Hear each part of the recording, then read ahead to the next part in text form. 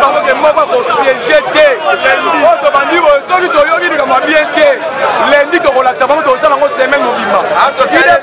idps bapesa mutu mbongo te mpo ya kosala action osala événement tozosala action mpona mutu te mais toyebi ke bakosiéger te soki bakoremplace toyesi bango mpe babosana matumona soki matumona toyaka toyambi yo na idps lelo olingi oboma jeunesse ya idps olingi oboma jeunesse ya idps esimloka ke wi tokoya na bandako tozoya na bandako na bino bobongisa bobonga bino ndenge bozwi pouvoir mais bozokontinue kaka toujours biso tobi idps lokola ezwi pouvoir eza te baaction baévénement esili tozwi pouvoir otya président busoba totala lokola tozwi pouvoir il faut tokanga maboko tozwi pouvoir fo ozala na bapongi biso tofota badepute national provincial.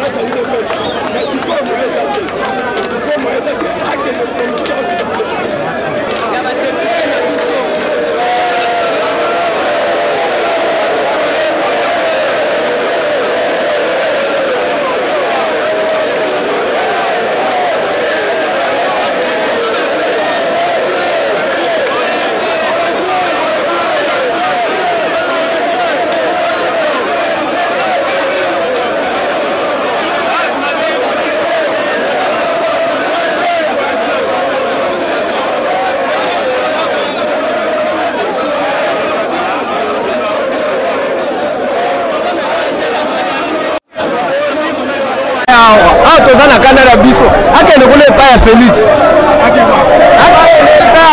kuna awa te atumba monere biso toboyi totomboki mpona problème na bango badepute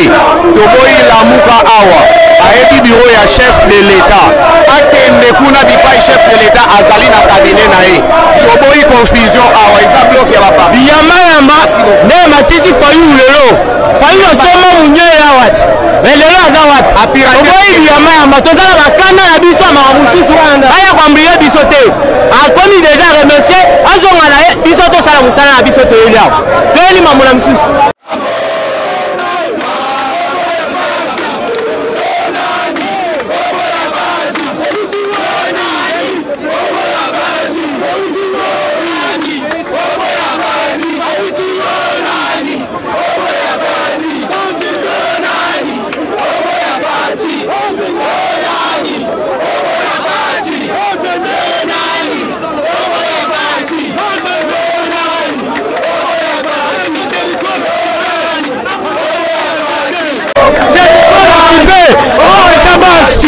remercier frère Kidiongo na ndenge aye na moment mabe aye na moment biso tozala kanda na kati ya base to permettre ya kota te ezala ndenge mabe te azotambola na bato ebele toyebi te bato nyonso baza nani oyo eza base yango moni yango toyebi si azonga nani soki aza na posa alakisa biso soki aza basiste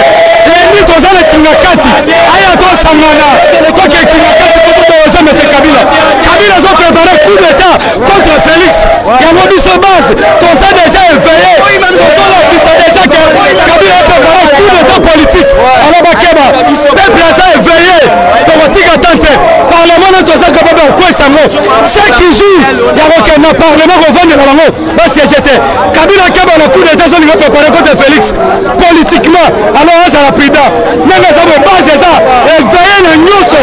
tokosede na eloko te tozo revendiquer na bandeko na biso tozali na bango na lit eloko te batie bango mwa eloko ya moke balengi or bazoyeba te ke no 5 ans nyonso eza na maboko na biso ozo comprendre mais bango baweleli 30 000 $, 20 000 $. Or lelo soki banommé le premier ministre ou banommé le DG quelque part pendant 5 ans dans moins d'une année ozanga 30 000 $, wana te mais bandeko na biso ya IDPS batrahir biso pasi na kozanga manière pasi lokoso ya bakongolais balingi te to marché na ndenge malamu mpona biso bakombata même sena wana batie wana ezala te balongola yango te tolingi bavasa bangola te buzoba wana baotala mongo na kati mpona kobebisa population tolingi yango te